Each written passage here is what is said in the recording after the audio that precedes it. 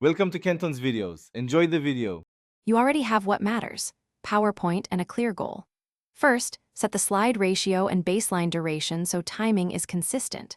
Once done, import all assets into one folder and place them on slides in layers: background, main graphic, text, then effects.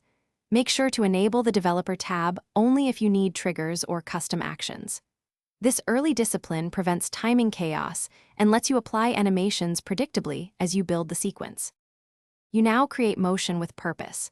Add entrance effects and set their timing in the animation pane so each element tells the story in order.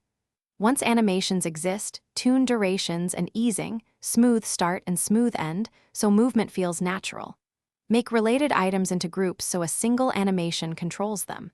Then add triggers or delays. Start on click for emphasis, with previous for automatic flow. This middle phase is where clean sequencing and consistent. You finish by previewing the whole slideshow at full speed and listening for audio mismatches.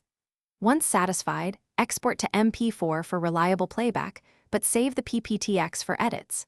If something goes wrong, animations jitter, skip, or overlap, make sure to simplify motion paths, remove redundant effects, and reset timings in the animation pane. Smaller durations and fewer simultaneous animations fix most issues. Finally, test on the target device to confirm consistent playback and make one final timing tweak if needed. Thanks for watching. Consider subscribing if we helped you.